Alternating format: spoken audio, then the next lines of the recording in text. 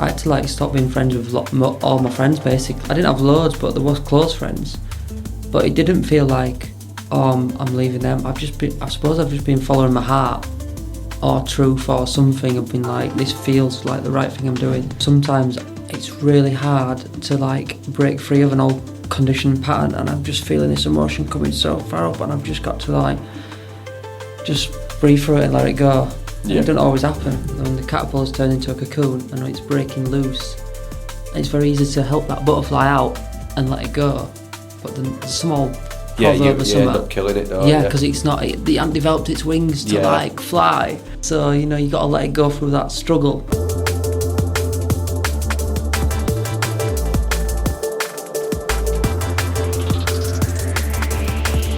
Today we welcome you again on the 108 Flow podcast, and today we have Charlie Woodhead on. We've crossed paths through mutual friends, and it's a conversation that I'm wanting to get back into because it covers all types of fasting, things that I align with, Charlie seems to align with, and it's a conversation that I'm excited to have. So welcome, Charlie. Thanks for having me, Craig. No worries. So where did your journey start then? Big question. I suppose you could say, really thinking back. Well, obviously when I was first going back to womb. I'd say when so I went from school and I didn't really like do much. I went straight into work. Yeah. So I kind of didn't have. I just went to work with like older people. Yeah. I went to be a mechanic actually first. Oh, did you? Yeah. Grease monkey. Yeah. And so everyone was older than me, and it was my dad's business, so I suppose I treated pretty well. Yeah. With like the other people. But I'd missed out that part of my life of like with like people of my own age. Of like there where I went all like partying and clubbing, I presume anyway. Yeah. Don't really know most of them now. And then I just went straight into work. And that did create. So then after a few years of that, and then I wanted to. I felt like I always wanted a girlfriend from coming up like, well, teens to you know, whatever age I were at that point. Yeah. But then I'd start going out like to nightclubs and stuff. Yeah. And I would just realise that I was really insecure and nervous. Yeah. About the whole thing, and I'd like, I'm just actually got in my mind. I'm like thinking, how deep do I go into this? Into this stuff? As you need to, mate. Yeah. As you're comfy with. Yeah. Do you have like a select? See, I grew up with friends. From the age of 5, I'm still being mates with now. So I've grown up, whereas my brother, he played for a lot of football teams, so he had mixed friends. They weren't ever really the same ones. Yeah. Did you knock about with the same age kids as you're going through, the older ones, or? So I went from, I think year 4 or year 3 at school. My mum and dad took me out of like normal school into private school. Right. And I can remember that being a bit of a traumatic event. Yeah. Looking back now, because I'd gone from all these friends from like whenever you start. Yeah. Known them for like 3 or 4 years, and then just been like, never saw them ever again. And into this like new pool of people. Yeah. Which I felt. I can remember the things that I can remember is that there's a lot of people speaking quite posh. Yeah. Where. Even though my parents had money, we were just like grew up on a farm. Yeah. Doing whatever, you know. Felt a bit nice. Yeah, it felt like, what is this? This place is weird. Yeah. This kind of stuff. And I think that was probably one of the main things that kind of like, because before that, I can remember I was pretty like confident, loads of friends, popular, all these things that made me feel good. I presume. It just came natural. Then it kind of just like, it came natural, and then I just went in on myself. Yeah. And that kind of stayed, actually. until I started like doing work on myself. Yeah. It stayed like until I then wanted, fast forward many years of like wanting a partner and stuff. Like I just realised, whoa, I've got so much going on that that I didn't, I just didn't know how to like approach a woman in a nightclub and just been like, I didn't know what to say. Yeah. I was just like, ugh. So then I realised that, I kind of started. So I used to go out and like drink, but not. I used to get like paralytic. Yeah. But then I realised when you did, you'd actually like be more loose. And, Yeah, like, the gates came down. Then you'd maybe go over and talk to a woman and stuff. But Dutch courage. yeah. But then this is kind of how my journey started, because I realised there was something not quite right inside me. Yeah. And I can remember my friend Josh once saying, on a nightclub floor somewhere in Leeds, and I can't remember his exact words, but he said something like, Charlie, mate, you're going to have to sort yourself out if you want to get a bird type thing. Yeah, yeah. Like, yeah, you're right, mate. So this kind of part. So then, what happened at this point? So when I was working for my dad's got a box at Ellen Road of football, and me and my brother Jack, we was going to start going to the box and start like looking after his clients and stuff. All right, yeah. And we was quite like we'd never done all like that before. Yeah. Like me and Jack are going. I don't know what that would have been. Maybe we're about 25 years, 2 years younger. Yeah. He was maybe 25, I was maybe 27, something like that. But we were quite introverted. Yeah. In a way, where at work we were fine because it was comfort zone, but out of the work environment, yeah, it was like I can resonate with that. So, I can remember one, and I wanted to do, like, put on a good kind of like face for my dad's business and my old man, and that make him proud and stuff. Yeah. And just and make the business look professional. Do the right thing type of thing. Yeah. And so I can remember one night, like looking up some video. Oh no, that were it. So, like normally, like builders and stuff would be coming, and you just shake their hand when you greet them. All that shebang.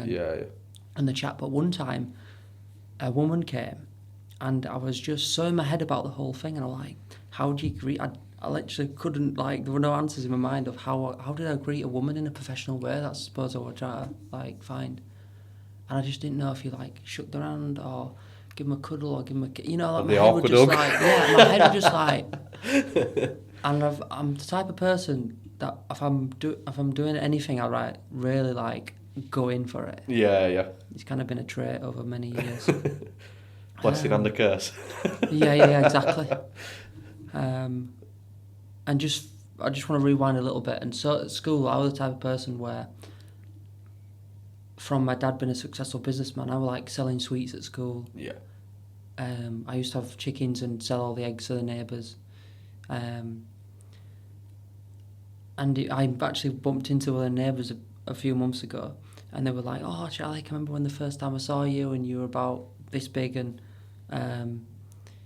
you came round asking just out of nowhere, just knocked on the door and asked if you wanted to buy some eggs." And I just made me think, like, I actually had quite a lot of courage even back then, but I probably would have said I have lacked courage all my life, but obviously there was something also in there that's like,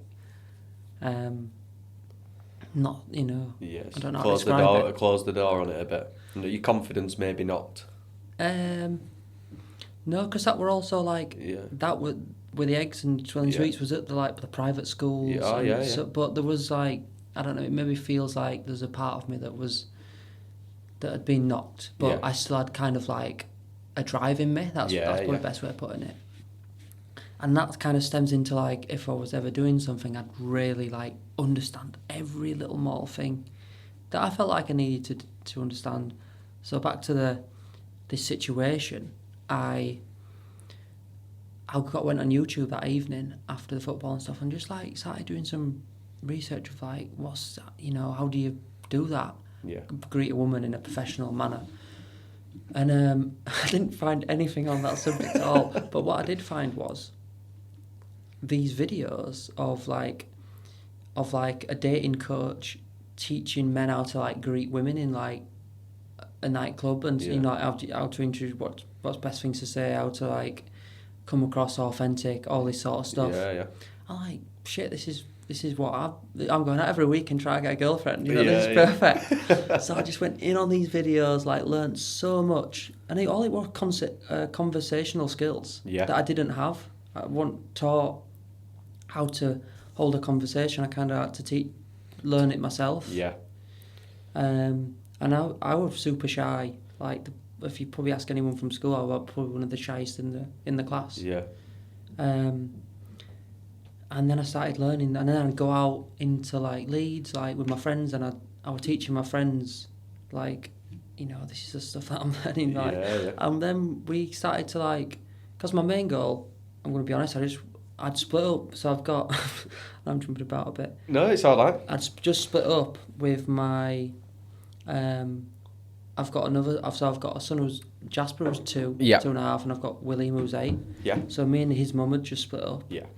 And all I wanted to go out and basically have sex with girls. Like that's where I was at that point, and that was, you know. I actually came up thinking like, that's all I ever wanted to do as well. Thinking back, I think this is the best thing ever. That's all I want to ever do is go out on weekends and basically have one night stands. But deeper than that, I was just craving connection with another person. But it's what everyone does, isn't it? It comes out in these. It's the I think society, obviously, like in British culture, that's what it's about, isn't it? Going out and getting drunk, and it's just what everyone does. It is,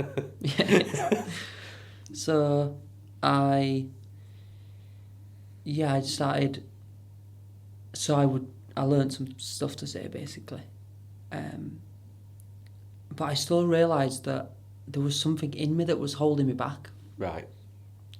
And one of the things was, I always was thinking like, I had this voice of my dad of, what before I would do something, I'd think about what would my dad think about this action or this, what I'm going to say or anything, and it was like so like in my head so much. Oh, this isn't healthy. This isn't healthy having this like in there. So I realised there was something deeper in there, and I got to the point with going out, and then I kind of still not able to like connect with a woman. I thought I need to do something about this. I bought a house because I'd worked a lot, so I had some money, bought a house, and then I'd sold it to my brother, and I had 20 grand cash, got it in my bank, and I was like, I'm going to spend this money on myself to like self-development stuff. That's where I was like, cool. I'm willing to put all this into. To get to the bottom of it. So I didn't even know that was the case. I was just like, I want to do something that's going to help me get over what I'm feeling type thing. Because something's not connecting, right? Something's not. Because what had happened is I'd see, like, imagine this, like, I'd been there at a nightclub or a bar, and there's a woman over there. I'm looking at her, she's looking at me, but I'm too scared to go over there. And then half an hour of that, and somebody else just walks up to her and starts chatting to her. Imagine that every weekend. The video game wasn't working. It got to a point where I was just pissed off about it.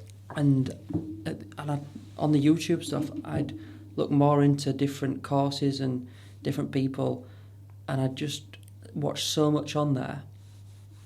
And there were a course in London, which were £2 grand for 2 days, and it was called a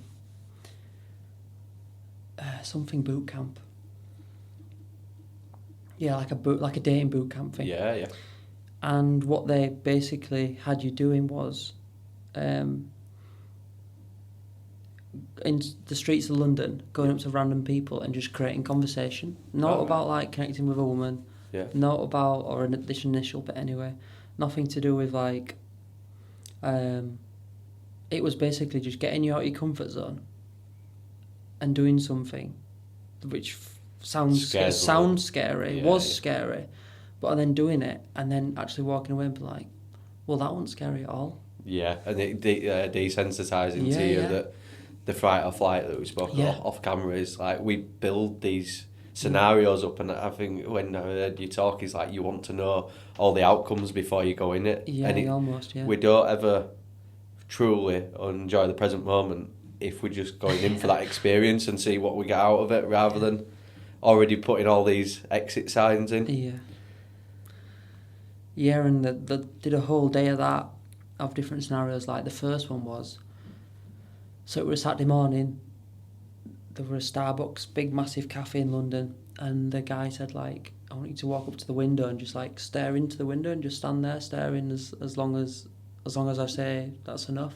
Yeah. And I can just remember my heart just started beating, shit scared. And I just then walked to this glass window and just stood there looking in, and just like I've just started doing. At that point, I probably just started doing some meditation. So I just like connected with my breath and just breathed the whole way through it. Yeah. And then it was like people like I can remember people like looking at me and me feeling being judged, and then but after seconds like people just getting on with their own thing and not even bothered. No one I even would cares just that stand you're there there. looking a bit weird through the window. Yeah. And the whole day of doing similar things like this, like really open. I was at the end of that day I was a changed person. Oh, I'd experienced a different level of consciousness, basically. Dissolving that self-doubt and judgment. Yeah, that I'd never. I must have carried it so long. Obviously, I wasn't born like that, but I must have learnt it and then carried it so long that I'd forgot what it was to feel like to be a bit more freer than what I'd been feeling. Yeah.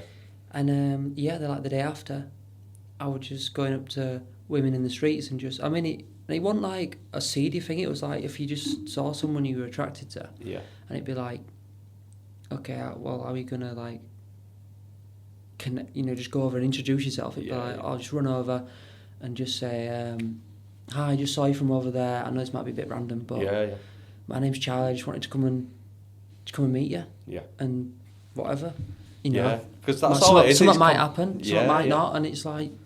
And you learn from that experience. It might be, If you don't put yourself out there, you're not gonna get the opportunity type thing. And I can remember like having some amazing conversations with people. And after that weekend, I come back a different person. I can remember 2 weeks after that, I felt so high, high on life. Because you've unlocked a new level. Yeah. That's basically what was going on. But I did notice that started to fade away, and I'm like, oh no. But because I'd felt the difference. Wanted you leaving. I knew that there was a different feeling to this, how I was going back into. Yeah. So the 2 things that I started doing was meditation and like a yoga. Well, it's not really yoga, but it's called the 5 Tibetan Rites. All right. And it's just like 5 different poses, all working on your core, which obviously the chakras. Yeah. I'll have to look that up. And it's that and meditation that I'd say were the two things that again changed. At what age was this that you started getting into? So I'm 33 now. This were in 2008. This were all happening beginning of March 2018. Oh, cool. And then I meditated, and the 5 Tibetan Rites for about 6 months non-stop, and every single day without fail.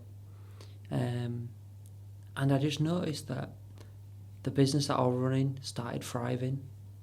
I always say to people that I found it impossible to have a bad day. Like, no matter what, I know it sounds weird and it feels even weird saying it, but what people would say stuff to me like being like the manager, and they'd come up with like problems, and I would just be like, what was kind of going on was I was, rather than getting my back up about they've done something wrong and now it's turned to shit, I would just, that wasn't the thing, and I was just going straight onto the solution of like that. Just, all right, well, that's fair enough, that's happened, I can't do what about it, so I'm not going to get hung up on it. Let's together work on the solution. And because where you feed that energy to anyway. If you just, you fucked up and this, then like it doesn't help anyone. It's like it makes it worse. It's been and done. Let's move on. And it is what it is, and that's a superpower in itself, isn't it? Yeah, it felt amazing. And I even tried to I thought, this is weird, I'm going to try and have a bad day. Yeah. It was something like 6 months or you know, a long period of time, like I felt so amazing. Yeah. But what I did notice was still kind of wanting a girlfriend. Yeah. I was still struggling, and like there was still something in there that was like that was holding me back from being myself. Yeah. And this guy that I followed on YouTube, he had gone down a spiritual journey from like being a dating coach. Yeah. And he was the one what he was doing the 5 Tibetan rites and meditating. That's why I did it. How it lined up, yeah. Yeah, I just started. Well, I thought, well, whatever this guy's doing, because I didn't have anyone else to like as a mentor or anything. I'm like, whatever this guy's doing, it's obviously working. He's got a good energy, which I didn't know what that phrase meant back then, but I just knew that this guy was a bit different. Yeah. Because it doesn't always need words, does it? Because it's all in there. So if you can just feel it, it's like okay. So I just started doing what this guy was doing, and he had a 3-day seminar in Portugal, Cool. And me and my friend we hired a van and drove to Lisbon in Portugal, and and yeah, I met up with there were 150 people, kind of doing the same thing that I was doing, like wanting to connect, yeah. But it was all around the dating kind of stuff, but it was like a deeper meaning as well, of like wanting to be the best version of themselves. Yeah.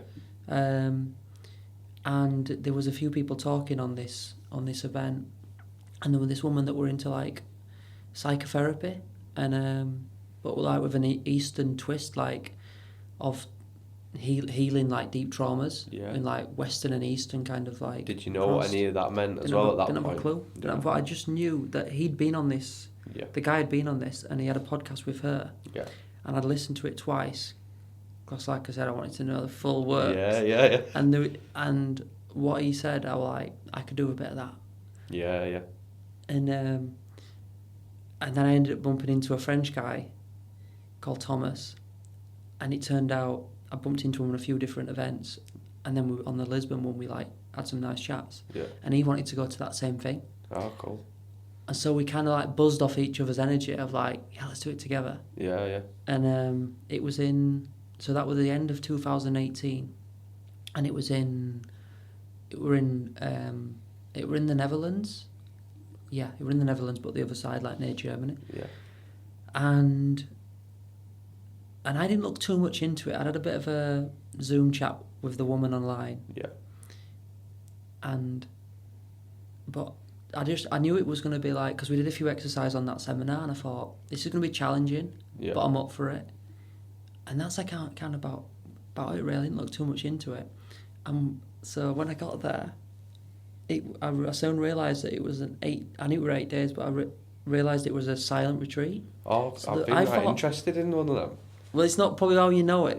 Not the normal silent ones, but it's not like a Vipassana, where you just you're meditating for like 10 days, I think they do it. This was where you was speaking, but it was only what they called the primal space. Right. So there were no distractions. And I'd gone thinking, I'm going to meet a lot of nice people here. You know, type thing. Like with your mouth shut, you can't speak. Yeah. So, yeah, after a few hours, and you hand your mobile phone in, I didn't know any of this, but I was like, fair enough, you know. Yeah. But because I was quite shy anyway, and insecure, generally, that it was quite nice being not having the pressure of having to speak as well. Yeah. Like, I knew I could just, because I was scared of speaking. Yeah. I was like, well, I don't have to speak, so I feel like I'm better about the whole thing. Yeah. So at times when we'd have food and stuff, and like, I would make eye contact because I felt that was quite nice, but no one was speaking, so it was quite nice. But yeah, that took it to a different level. That really sorted some really deep traumas out from childhood. What were your biggest takeaway from that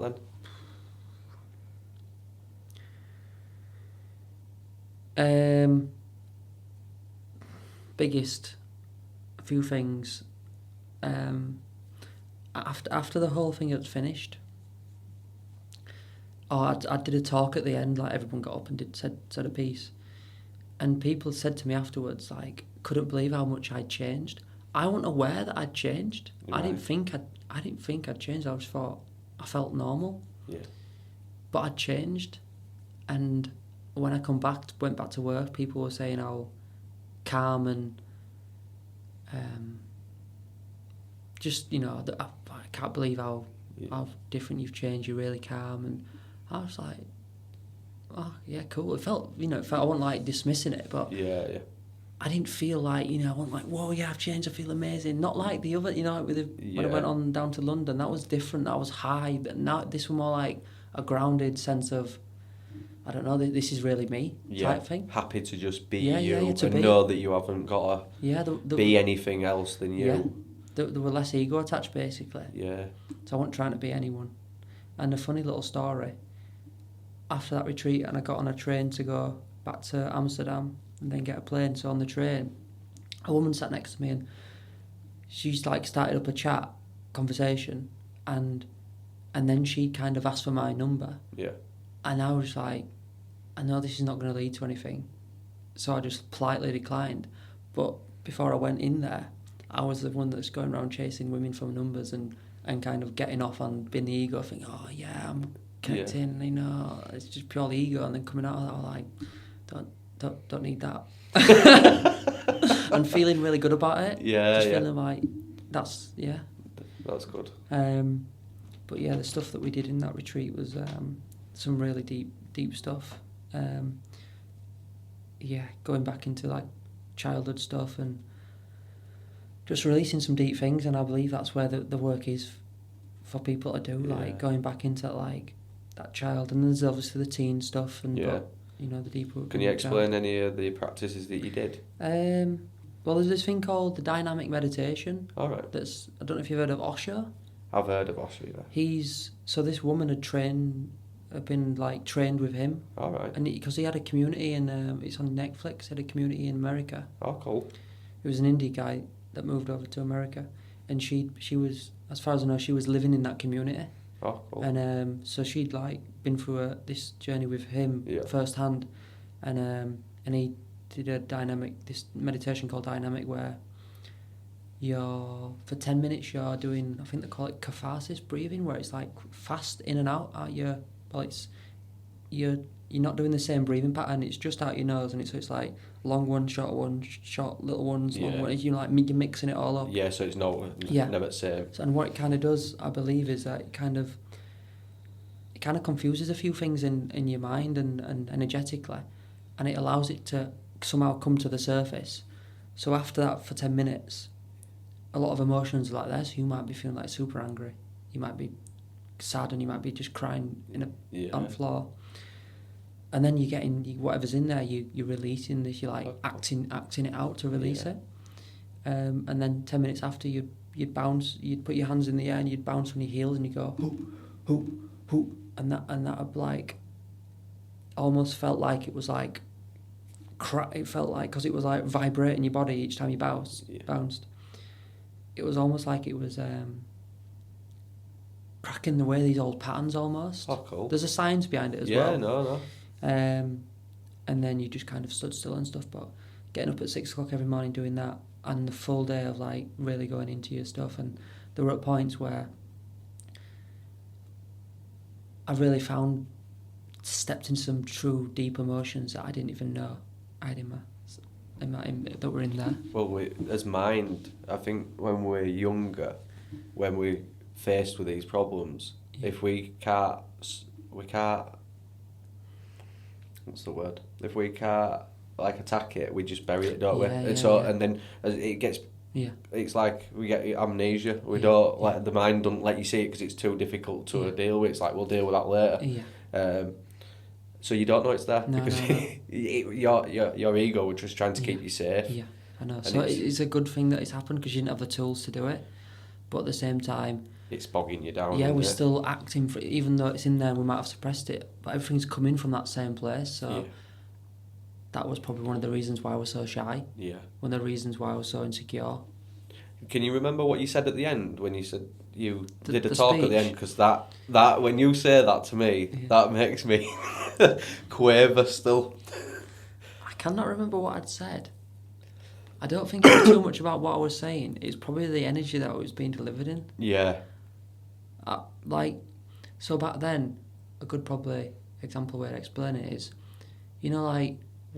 this is how I grew up learning to say things kind of from a script. So I grew up with like these old people at my dad's work, and I'd see them say certain things like, how they used to interact. Yeah. And I'm like, oh well, I'm going to start saying Just that phrases, same stuff. yeah. Just phrase, just like off a script, off a piece of paper. But it ain't really your true, ain't coming from. And I think that when I was speaking, it was really coming from my heart, or your soul, rather than just saying a load of words. Yeah. Well, we were all just I know Kanye West said it, don't he? We're all just actors and actresses that don't get paid for what we do. Yeah. And true, you watch this. I think you'll see it as well in your family as with your sons. They're constantly copying what you do. Yeah. And this is why I think I give gratitude for this all the time, to be now aware. And I do slip up sometimes and do get it wrong, but on the majority, I'm trying to just breathe confidence into him that he can do anything, and because he's a reflection of you. Yeah. And you see how you walk in a room with the kids. Yeah. If they end up being shy, it's normally because you walked in. Absolutely. Not assertive. I'm not saying you need to be like swinging your dick around in Yeah. there, but just letting people show that you're there and you're not. Because they just end up going inside themselves. Because we copy and mimic what's around us. Yeah. But it's interesting, isn't it? And just touching on that as well, I think I went through I definitely did go through a stage of like blaming my parents as well, from like, I'm this way because you didn't teach me. But when you really think about it, it's just because they weren't taught. So they were doing best they could. Yeah, exactly. And I even had Sam on the other day, and he said to me, he went, even though you're at this stage now and you think that you're all like consciously, you're still going to fuck your kids up. And I'm like, and he went, oh. And he was like, we are, but we're supposed to. Yeah. You're not intentionally doing it. Yeah. Because there's things that we might go that extra bit too far and stuff. Yeah. But that's how I perceive it is. When you came into life, your soul came into this game or whatever it is, you had a checklist of things that you wanted to learn and overcome, and we've got to put that where the closest to them, with the soul family, and we're the ones who's putting it. I think a lot of people say that your parents can sometimes, you can switch roles throughout your journey, which I could see. It's not something that I'll ever rule out. Yeah. But as in, you mean in this life or different lives? Yeah, just to keep on. It can keep on rotating, like in different lives. Yeah, it keep on rebirthing, and it might have been a point where I were my my pet. I'm trying to confuse everyone. Like me, my mum and dad passing, and me passing, and then I come back as their parents. It's fluent, isn't it? And I mean, even that might sound a bit like weird to some people, but it's only because we can't really see it and not been taught it. Yeah, and it's how to comprehend it, isn't it? Yeah. And I think what we've got at the moment is a lot of people want to see it is to believe, but the universe, and we've talked about this earlier, it does let you know them things if you're starting to get connected. There's little gentle nudges, but if you're not a believer or you don't think there's all going to be there, that's what the universe will do. It won't show you anything. You've got to be on that self-seeking, like you wanted. You knew that there were an energy imbalance in yourself, that you wasn't being yourself, and you knew there was something else. So you've gone on the seeking of it, and it becomes seeking you. Yeah. It's like that phrase, isn't it? Knock and the free thing. I know it's knock and the door will open. Yeah. Ask and you shall hear or something. It's like, I think it might be the Bible. Yeah, it will be. What? Yeah, but it's like three things, and it's like. Well, if you don't you're not wanting it, you're not gonna get it really. No, it's interesting. I do actually think there's a little bit of kind of, I don't know, maybe the paradox is the right word, but like with what I'd call like the evolution of consciousness, or just how the world is changing. Yeah. That because it's evolving, and people talk about like going into forward. Next higher vibration stuff. Yeah. Like in my understanding is that there's only, if you're not gonna go with the vibration, you're not gonna be here. Yeah. So. Yeah. So there is always them People are having to change because That's it. That's the point of evolution. That's what yeah, we're yeah, supposed yeah, to be doing. yeah. I speak about this as like people around you, and I used to be stuck into like routine's important, healthy routine's important, but certain stuff of just doing the same, like doing the same things and the unconscious things, you're not actually experiencing life. Yeah. You're just here, aren't you? And I used to want to wake them people up, and I think it's a stark reminder of what life will look like if you don't want to evolve. And I think that scares me staying the same. That it does evolving, because every time that I have evolved, even when it's been painful, there's something beautiful on the other side. Yeah. Every time, because you're getting to know yourself a lot more, and there's more. I think I'm in the season of compassion for people. You've got to, like, I used to judge and be like, and you're like, I see my habits in them now, and you're just like, they don't know, and you can't make them want to know. You've got to do, we spoke about off camera, is like each time you change yourself on the inside, the outer will do it, and I'm hoping the more that I do this, and the more that my children watch and my partner watches, you're inspiring a little circle, just like you went to that retreat because you're like, I want a bit of what he's got, like that. He's got it all going on. It inspired you to be there, as long as how many other people, 150 people that went, and how that bloke who's done that has changed 100. He hasn't changed 150 people. He's changed whoever they're connected to. Exactly. And it's like, I think it's like a tidal wave at the moment. And it's just coming to fruition. It's just starting to come up through ground, and there's maybe some beautiful things happening. Well, you can see it, can't you? Yeah. It's I just feel like, like there is, and like you say, it feels a very first wave type thing. I know a lot of people talk about like, oh, the world's gonna get worse, and things are gonna, like the fear side of things. I've never really. And I do openly share this to people that say that. I've never felt that will happen. I've seen premonitions of like natural disasters going off. Yeah. What sort of stuff? It's like, in fact, she had the Day of Tomorrow coming on the other day, and it was sort of, there's like, and I went, that'll definitely happen at some point. And she went, what do you think? And I went, it just happens. I went, it's a reset. It's every time there's a reset. It's like Ice Age. Ice Age, isn't it? Yeah, we go so far from natural law, Mother Earth, and all the things do what they need to do. Yeah. And I see that coming. It like, and the way that I perceive it is, if you're in tune with natural law and you're doing all the things that you're supposed to be doing here, the soul's supposed to be doing here, you won't necessarily get an email or a text saying don't be in England on this day. It'll just naturally won't be there. And I think when I read first got into Kundalini and going down that path, I picked up his book, and his very opening statement was, I think it was Bolivia, I could be wrong where they were. Is that Yogi Bhajan?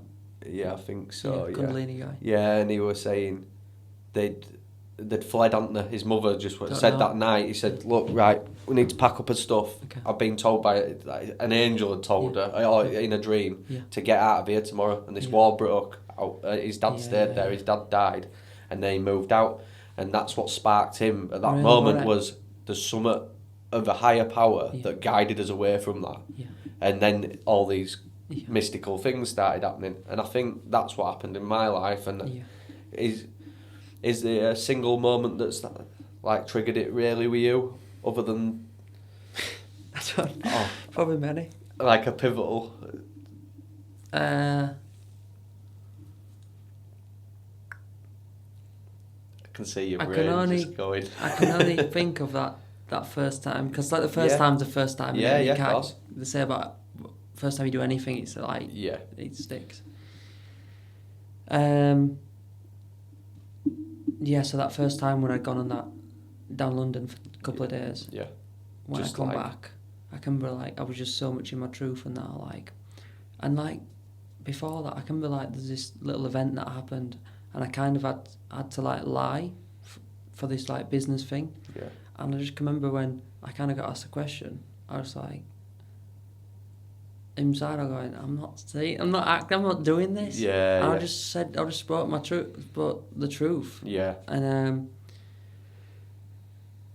I think I was just like, that is the truth. And I felt, truth, and somebody once told me, truth and love are the only vibrations or that can't be kind of like Match. twisted or so I don't know, just speaking truth just felt like so Natural. Amazing. Yeah. I don't even know how to explain it, but I was just with it's truth. liberating, isn't it, as well. Yeah. Like I think once you understand that there's a higher power there as well, and it's like this. I know it's this time of year, and everyone says if you're naughty or nice, Santa Claus is coming.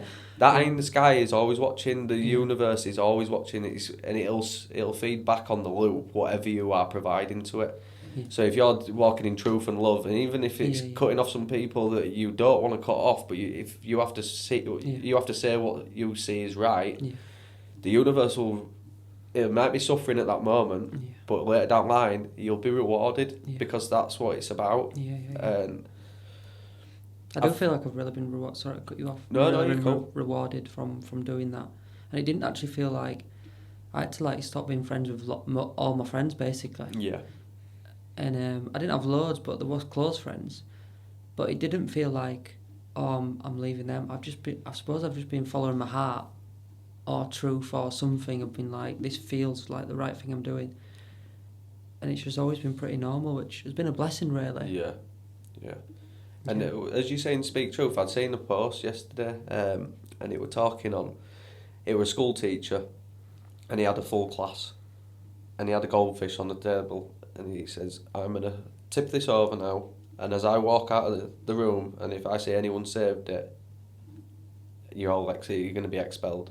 So they tipped it over. This walked out of the room. Yeah, well, really? Even if it's not, just the right. message in it is great. Yeah. So she's just tipped it over. No one got up apart from this little girl after a couple of minutes. She went and saved it, got it up.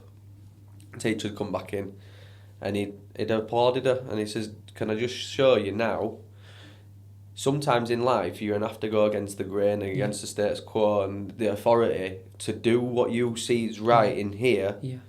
You're going to upset some people, but you can live with yourself. And that just shows how powerful them other kids were going to let another sentient being die just because someone of authority told them so. And I think this always spills out. I was speaking to a colleague at work of when your child asks why you're doing something, or why not to do something, and you just go, because I said so.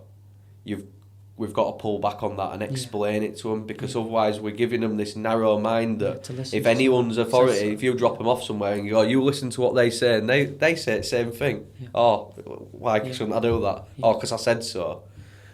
This pushes us into double binds where we don't know how to act because we're just acting off. It's brainwashing, really, isn't it? Yeah. Brainwashing. And I've been a part of it. Just told my son before, because I said so, because you're angry. But we're letting that energy come over us to say so. And it's noticing that, I think we spoke about earlier, it's like ego. That is ego. It's because I said so. It's not got anything to do with.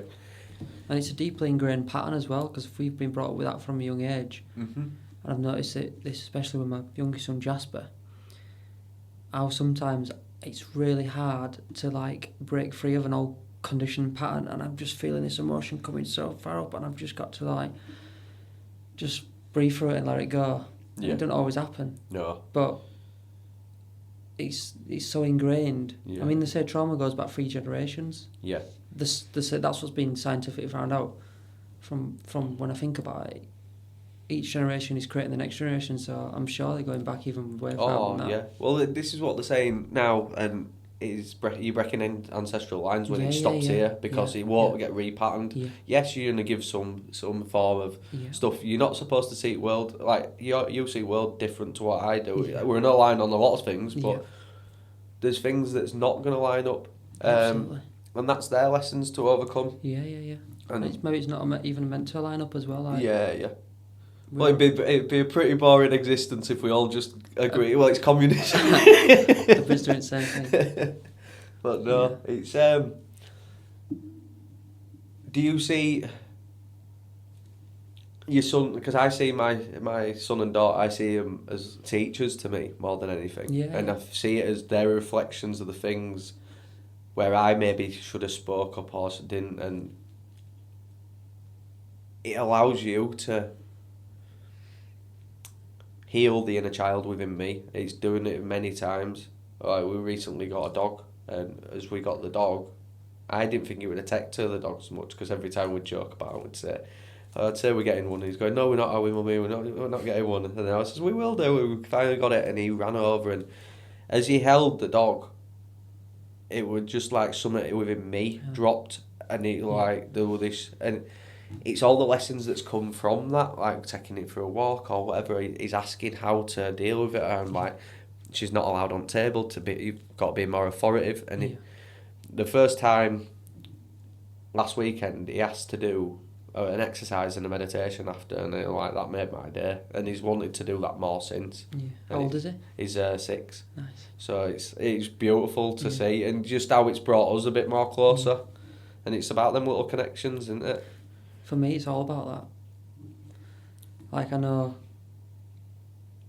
I do all the health stuff and that, but there are moments of when you can literally connect with, like you say, it's like you're the reflection of you. Yeah. And it really moves something inside you. It's healing, basically. Yeah. It's healing, and you can feel it. Yeah, you can. And it's like, maybe when our needs won't be met, or for your example, what you just mentioned, it's like, maybe your needs weren't met in that space right then with your dad, and now, because of your awareness and you're seeing that, it's like, it's alchemizing it. Yeah, it is a beautiful thing, because you know that you're building that bond as well. I say it, I've said it before, I was very lucky, because I'd say, like, I went on this journey maybe when Archie were 2, maybe 3, and I used to go out with lads, and it were cocaine, and it were beer and football, and everything were put up above my relationship with my family. And I'm like, so many people I see put too much energy into a life escaping the thing that they've built, and I did that, and I were part of it. And for me to see now the breaks on it, and it's through people that you knock about with as well, like a colleague that I have, he's been very family orientated, and I've got more inquisitive how he reacts, and the conversations just change, don't they? It turns into this new paradigm of wanting to be there, wanting to build these connections, and it's not about serving yourself to go and get off your head, whereas I thought that was the bee's knees, and it's having a laugh. Have you always been connected to your children as you've been growing up, or were you in the same kind of mindset in a similar way of such? Yeah, so with William, who was 8, when he was born, I was just working all the time. Yeah. So I didn't really, so having Jasper's been like, I'm being a dad for the first time. That's what it feels like, or it's different. It's a different, whole different experience. And his mum, Lucy, used to do everything, and I used to just do work. And I didn't really create them bonds early doors, I don't think. And then we actually split up when he was 9 months. Yeah. So then that brought a whole new twist. But with Jasper, I've noticed myself so we had a home birth. Ah, cool.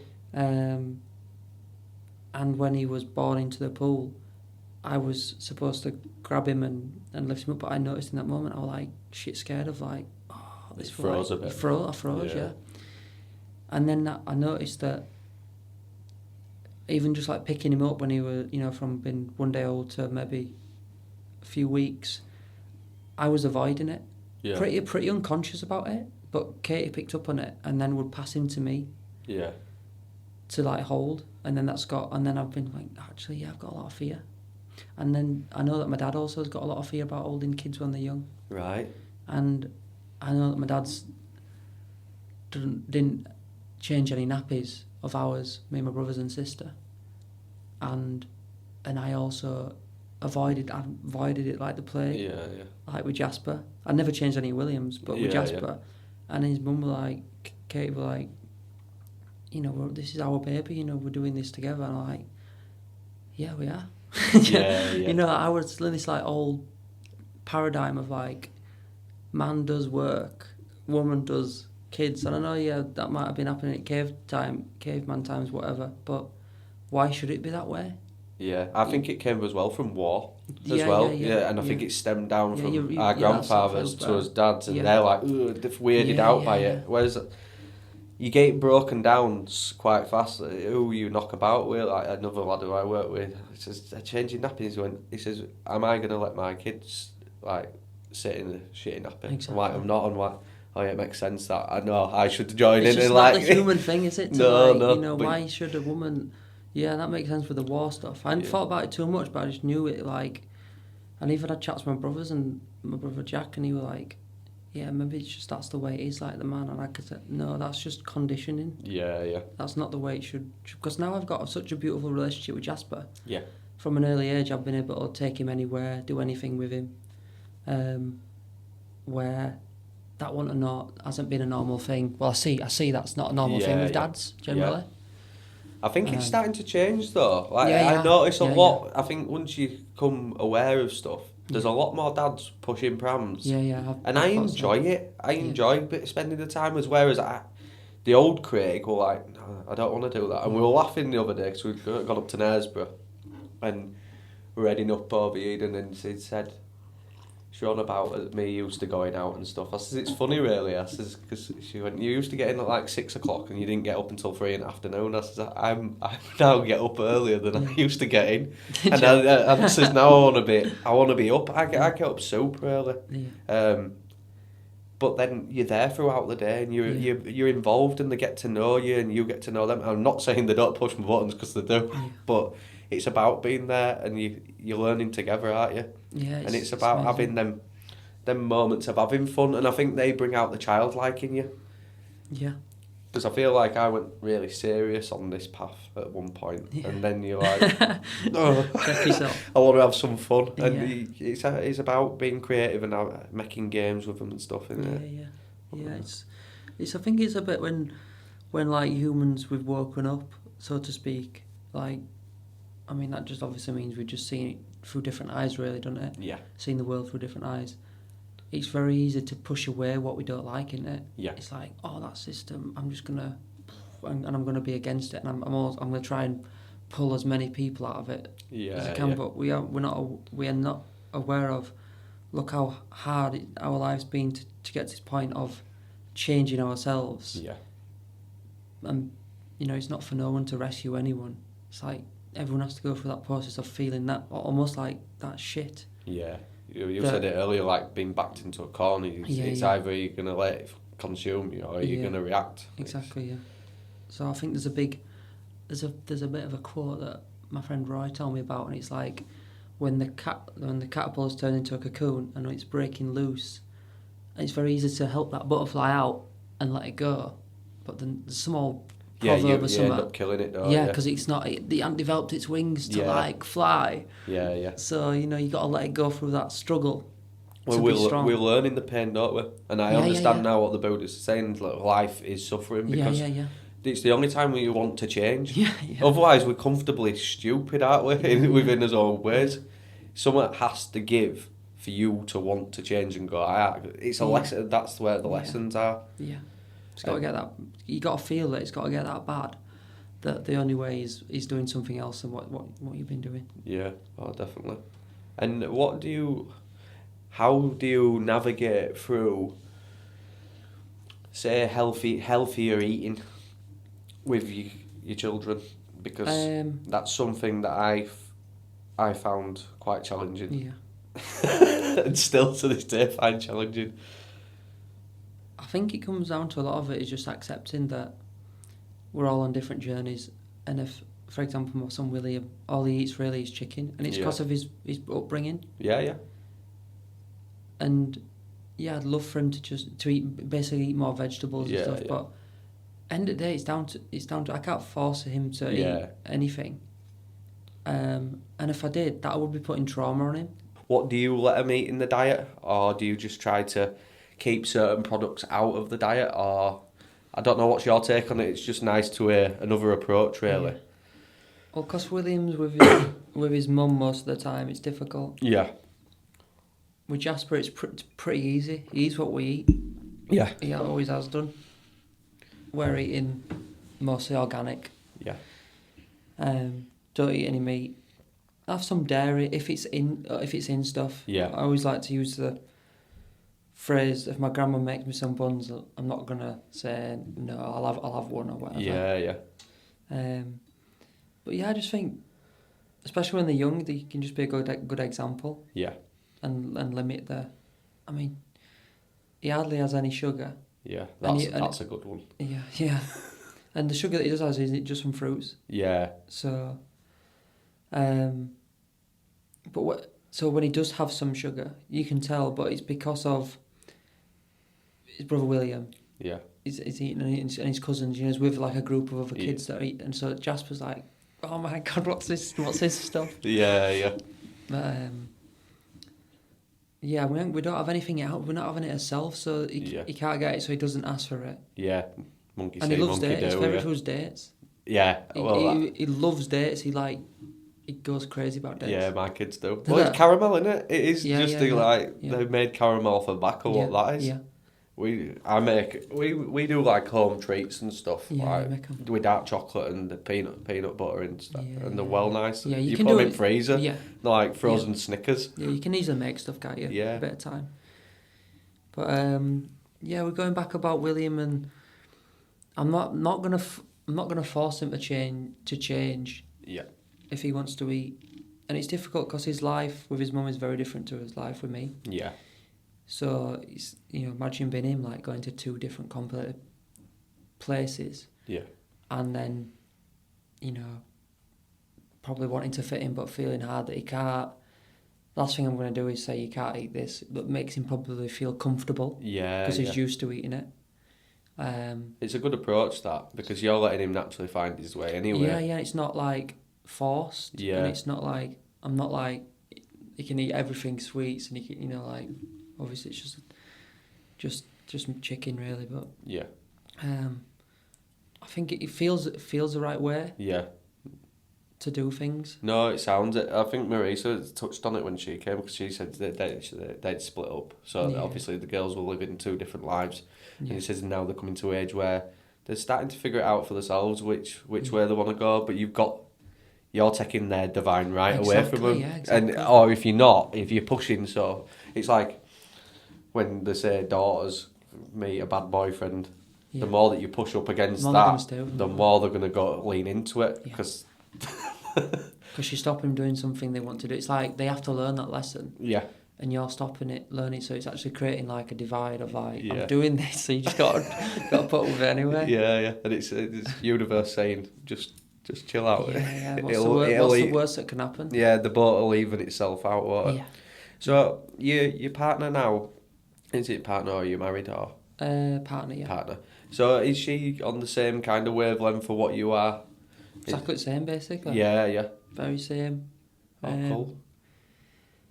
And I do say that when you are with someone that's like both working on, like whether you call it the shadow side of yourself or just triggers that are coming up, or just it's the ego really, and it's a tough path. Yeah. Because we can easily avoid stuff all day long, but if we fully face it, it can be so hard because it brings up all them childhood wounds and stuff. And we, as much as we might say we want to like heal, when we're in the heat of the moment, it's so easy just to like, oh, actually, you know what, I'm just going to leave that one there. Yeah. So it's intense. It's intense. We've done relationship coaching, which were amazing. Yeah. Which basically give us the tools to work through what they call conflict. Yeah. So basically, we can now, if something comes up, we can come back together in harmony much quicker and easier, and understand it from both points of view, and being like, and all compassion for the other person, what they're going through. Yeah. So it's a supportive relationship. So we grow, we're helping each other grow basically. Yeah, no, that's cool. And it's not all sunshine and rainbows. And it's not far from supposed to it. be, is it? No, not all the time. Because I think society has this idea of you meet your perfect person and you live this happy life, and you're not. And like me and Zoe, we were two different. I were a different person, and I think through life you're supposed to grow in different chapters, and you're both supposed to adjust. That's what gives you the spice of life. As it's always evolving. Like we say, we're not supposed to be stuck. I'd find it very boring if we were the same people 10 years ago and we were when we get to 70. Because what life experiences have you had? Yeah. It's not, and I think also society tells you if you're being challenged, you should tell them to go, or you should look after yourself. That's a big one, isn't it? And Zoe always wrong about me wanting to quit cocaine and stuff. And I said no. It had to get to a point of I wanted to do it for myself, but she only wanted my best good, all mine, and that's all I want for her. And you're pushing each other, and you're finding that middle road, aren't you? And I can see you laughing because that's part of it, isn't it? It is growing together. Yeah, like you say that about cocaine. So when we first met, I think Katie used to smoke then. No, she didn't, but she used to smoke years ago. Mm-hmm. And over us being together, which isn't long, it's only been since 2021. Yeah. There's been points where she's gone back to smoking, and it used to trigger me like crazy at first. And now, and she is right now, she's smoking right now, but now I'm so at ease. I mean, I do get a little bit triggered, but I'm completely different. I'm like not reacting to it. Yeah, because what happened at first was she'd stop because I was like so high rate about it, and like I'd say things like, I don't want to be with anyone that's smoking. Well, if you look deeper than smoking, it's an addiction, isn't it? Yeah. And she's working with an addiction. And mum smokes. All of family do. Well, brothers and dad. Mm-hmm. And mum smoked when she was inside her mum. I don't know if her grandma and that smoked, but even if you look at that, it's like it's deeply ingrained into her conditioning that smoking is like it's a bit of a release, isn't it? You get a nicotine kick and whatever. So the more I like said that about, I don't want to be with anyone who's smoking, she stopped it. But it didn't actually do anything with the addiction. The addiction was still there. Yeah. And then over the years, I've been like, well, if you want to do that, I actually feel better about it now. I'm going to accept you and all your shit and all your conditioning and addictions and whatever. And that's allowed her to be like, oh, you know what, if I'm going to have a smoke, I'm going to smoke.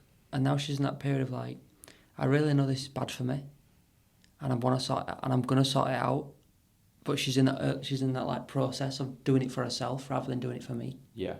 So it's a deeper healing, isn't it? Yeah, it's funny how it lines up because I was a smoker, stopped for 2-3 years, but I like a odd cigar when I go on holiday. Yeah. And recently, like 2-3 weeks ago, I went through a stage where I smoked them for like 2 weeks. Mm-hmm. I'm still shaking. Like I haven't had them now for 2 weeks, but the phlegm's still on. Really? So I like, if you want to smoke, Craig, there's repercussions to it. Now that you're more aware of it, it's like, all right, okay. Yeah. I did enjoy it, but I can't. Yeah, it doesn't serve me. Yeah. So I think she'll maybe come to her own self. She's going through that exact same thing. Yeah, like and she started coughing and stuff. And And I've said something. One of my patterns is I can shame her for it in subtle ways. Yeah. But I'm aware of it, and I'll be like, I'm noticing I'm doing that. Apologise to her, and being like, I'm working with this conditioning that's. I do bloody that. Chat. I do stuff to nudge, and it's just like, why you do it? And it works opposite way with her. She's like, the more that you do stuff. Yeah.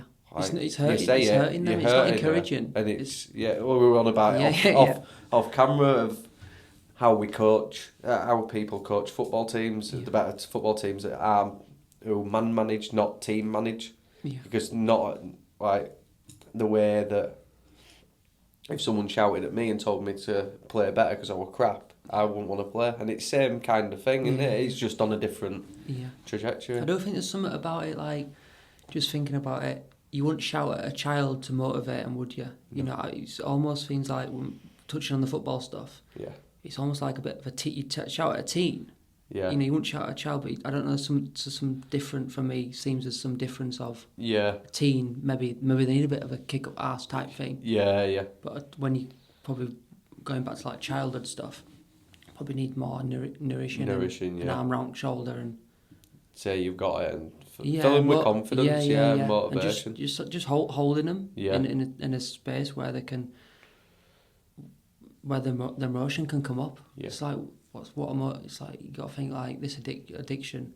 Why is there must be an emotion it's attached to that's keeping it in there. I know me and Katie's had some deep chats before, and all the time actually. Many a but time. But this one time, I was like, I noticed I was not until the very end. I noticed how I was fighting my own corner, and it was just a pack of lies basically what I was fighting for, and until I just saw it all and just let go.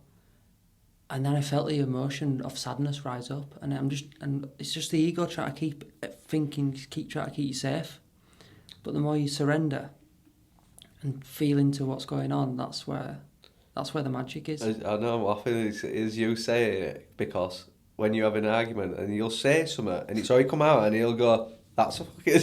My head goes, "That's a lie." And I'm like, how the hell did it come out before my mind has even triggered that was? Like, it's something so fast triggered. I know. And I'm catching it recently. It's like, wow. And I thought I were totally in truth. And these aspects of, you've got to get to the bottom of it and find what's the driving force. I see myself as, I actually now see when I say horrible things, it's the same stuff that I'm not pointing the finger, because my dad's only a version from his parents, etc., etc., etc. Yeah. He used to speak to my mum like that. Yeah. May still do, I'm not sure, but that's a learned behaviour that I'm just continuing. But I still do it, but I'm very good at being aware of, I'm not there like, I can feel it, and I'm sound, can still say it, but I'm aware that it is actually that's happening. The compassion that I have for that as well, because I've got programming. I think we've all got programming from as parents. Yeah. And just a little instance, what we've got now with my son Archie is, there's one of the shortest names in the world anyway is Archie, and we all called him Arch, and he hates being called. I don't want it being called Arch, and all of us family members have done that, and us switching from that, even when we greet him, they go, "Right, Arch," and he's like, he looks at him, he's like, "Archie," and no one's even we've only just got out of doing that, and I bet it's 4 months ago, everyone else still is slipping up, and you think that's just that's a name, that's not an actual full-on behaviour, and we're trying to unravel it. So it gives me that compassion of like, them other stuff's deeply ingrained. That's just a name. So it's just the more that we are conscious of it, and the more that you put time into it, it's like the time and effort that you put into the change, it'll come. It's just not like what this generation wants. Everyone wants it by a click of a finger, and it's not. It's an illusion, isn't it? Yeah. How I feel anyway. I know, like we said before, like we're only speaking from our experiences, but from what I understand, it's, you know, when we say, oh, you mentioned about, we think relationships should be this all happy and stuff, then what do we do then? Yeah. There'd be naught to do. So it's almost like a human, or some sort of like, we're always going somewhere. They say the universe is always in flux, don't they? It's always moving. So thinking we're going to get somewhere, then it's all going to be this other thing. I don't know. Yeah. Well, that's when depression hit, when we'd done this house. It was because I thought, once we get an house and it's all done, because we were all like a pressure tank of COVID and all the other stuff, and we're all under one roof, sharing a house, and then it was like, once getting here, my life's gonna be like up here, and it was just trapdoor, whoop, and depression. I'm like, oh dear, and then that put me onto all this, and and now I see it as the biggest blessing that ever happened. And while I were in it, I didn't want to be it. And what it was me having a death of the old. Like, the old Craig wasn't fitting. My soul was sick of that ego being in charge. It didn't want that. It were a time to go through a rebirth. Yeah.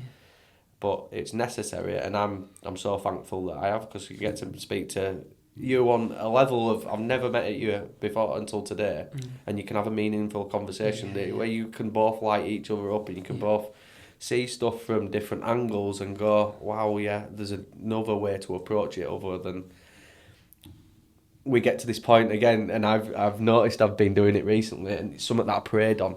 I felt like I got to a point of a big understanding of the world, but then you start, when you were going, I know, tabling back to when you said that you were around a lot of workmen and you were picking up what they were saying. You find yourself getting sick of saying the same thing, and that's these beliefs. And I feel like I'm dispatching these beliefs a little bit, and then taking other paradigms on. Yeah. And it's interesting. And the other thing I want to lead on to is, how did you get into fasting? Because it's something that until you've actually fasted, you can't really explain to someone. You can't sell it to someone until you've experienced what fasting can do. And I'd like you to share on how you got into it, and is there anything that transformed within you whilst fasting? Yeah. I do think it's very similar to like other experiences, like you just mentioned. You can't actually explain it to anyone, because it's got to be. You have to. It don't matter how many words, what's all these fancy words that we say. Yeah. It doesn't give you the direct experience of feeling.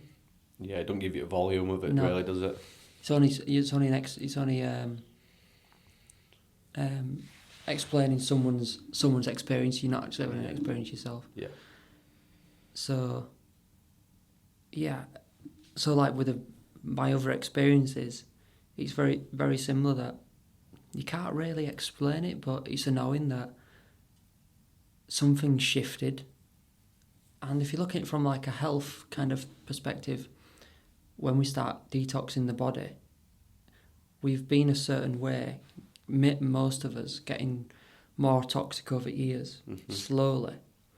So it's very hard for us, unless something major happens inside, it's very hard to like, actually, 10 years ago, I felt so different. It's not a thought that stays a while. It's not a potent thought, is it? So we just can slowly get worse. Yeah. And then when you do something like fasting or any sort of like healing modality, and you experience something different, that's a bit like a firework. So, and the fasting is basically, it can be that like getting the toxins out of the body and feeling. For one example would be having mental clarity like you've never had for years. Yeah. You might have had that 10 years. Someone might have had that 10 years ago. But I used to feel like this. So it's something that has to be done. Yeah. These chats are great for motivating people to do fasting. You need to know what you're doing. Yeah. My fasting experiences have been kind of, but some of them like experiences like a psychedelic journey. And as well, if you look back in like history, Jesus, Buddha, Moses, 40 days, 40 nights. I say like 40 days is the enlightenment. It's a point I want to get to. I've not got that far. Yeah, me neither. I did just shy of 9 days. Yeah. And that were, I wish I'd have gone further. Did you do water? Yeah, just water fast. Nice. I tried doing the dry fasting, but with well plastering, I did 2 days, and they were like the second day I thought, I think, and the more that I was listening to other people, it says you can do a dry fast, but if you go into like a retreat, go to a retreat and do a dry fast. Don't be trying to exert loads of energy, because it needs it. Yeah. It's a bit about this society as well. It's like we hear something new, like fasting, or it might be new to us, and we're like, yeah, that sounds look. I don't know if you saw that advert on Instagram, but it was like this doctor would come on and say, you do 7-day water fast, you reduce your chances of cancer by 90% or something. And it's very social media, that something like that can go everywhere, and then everyone's like, I'm just going to do a 7-day water fast. But there's no, what about the risks of potentially like harming yourself. Yeah. You know, it needs people with a bit of a experience. I just chucked myself into it. I did a 2 day fast, but I was listening to a bloke who got me into all this really. Yeah. Zach from Embodied Celestial, and he was saying about astral travelling and fasting, and it loads of this mad stuff, and I was like, it's nuts, is this? But the fasting was something that I knew that I could do. I was like, I'll chuck myself into it, and I did. And it was like painful at first, because I was just, the 2 days, I was like, fuck, and your body's going into shock and ketosis, and you're like, what the hell is this? And the more that I did it, the more it got easier, and the mental clarity would come in. And the way that I'd explain it is like, if you went into a couple of days fast, even driving through traffic, like every green light had hit, you seem to go onto this path of everything, just, even if you had a schedule that had so much filled in it, you'd just do it effortlessly. It just came with ease. It was like, it was just, I don't know, it was just streamlined. And you can't, and people are going, no, and I'm like, no, it's like you've been put on this higher rail that's just, I don't know. Yeah, it's an interesting one. That reminds me when you said about, when I mentioned about when I'd done meditation and 5 Tibetan rites for like 6 months and felt amazing. It's like you're not in that lower vibration. Yeah. So that stuff might be still going on, but it's of no interest anymore. Yeah, and you're guided away power from it, aren't you? It's like everything's just moved out of your way. Yeah, it's. But you've got the thing as well. I didn't go into the experience with that wanting to do it, and I think when you do fasting, you've not got to go in expecting that you're gonna get that. Yeah. It's more you doing it. Yeah. My take on it is, this is your temple, you were given it by the divine, and you has got to treat this with utmost respect, and that is about you having a relationship with your body and a higher power. It's not separate. Yeah. And the more that you treat that, and like, that's where it lined up with the scenes. I do 1 day a week, I do a fast, and not on a specific day. Yeah. Last week, I will be honest, I skipped it, and that put me in a whole new guilt phase. But most weeks, I'd say 90% of weeks, I do 1 day a week. And then some days, I think, if you get that voice in your head, we all know the voice, if the higher power of, if it says do 3 day fast or a 5 day fast, I'll do it. It doesn't happen very often, but there's always a reasoning for it. Yeah. I don't know if you ever get guided to it, or do you just... Yeah, I suppose so. I'm going to say that my life is like a fast, really. But so I'm doing kind of like, I think with the whole culture of fasting's kind of got a bit of momentum now. Started off with intermittent fasting, people talking about it maybe like 6+ years ago, and seeing the benefits of it, and now people are talking about longer fasts. For me, like, we can still reach the similar fasting states with all, for example, like just juicing. Yeah. Like, you know, rather than, like, I see fasting as, it's one of the fastest ways to heal. Yeah. But we don't have to go from 0 to 10 overnight. Yeah. We can slowly do that. Yeah, I'm opposite. I will do intent, and I've realised I've had to go that. Yeah. It's like Buddha say, you've got go the middle road, but how do you know? I think my soul goes as far as it can possibly stretch somewhere, and then you find that middle road. That sounds like sense to me. Yeah. Because then you know where as far as you can push it, don't you? Yeah. And then you know what. I mean, it looked crazy to everyone else because I was doing all these things, but it has found me a middle road of where, and it's a compass of where to go, isn't it? Yeah, and I think trusting what your feelings to do the right thing, if it's 1 day a week or even at first, I think just people getting the knowledge of fasting before, just getting some basic knowledge. I mean, it's not rocket science. Yeah. But these are a little bit of like, I've always taught if you go above 7 days, then you need to start understanding more about it. Yeah. Just because of the consequence of you rested your digestive system for a week or more, and what's the best foods to slowly start putting in there, rather than like going back to eating a food. I've only just learned this now, really, what you should be eating after, because I would just have it as much as I could. Yeah. And it said what happens with inside your intestines is supposed to be the like tentacles, because obviously as inner walls are constantly consumed, or the majority of people are. When you're fasting, it's cleared all that out. You don't need as much. You could have one mango, and it gets all the nutrients, because all the inner walls can clean. They just get it. And I've only just recently stumbled across of mono meals. Mono meals is, for anyone listening, is just a mango. Don't you think back to when we were living, say, jungles or out, you didn't go around with this platter going, oh yeah, I'm gonna have this and this and have six components on a plate. It was you'd go past the tree and you'd go, oh, there's a apple tree, I'll have some apples. Yeah, and you probably eat as many as you could because you didn't know when your next meal was gonna come. Yeah, it's wild, isn't it? Yeah. And then you might fast for 2 days.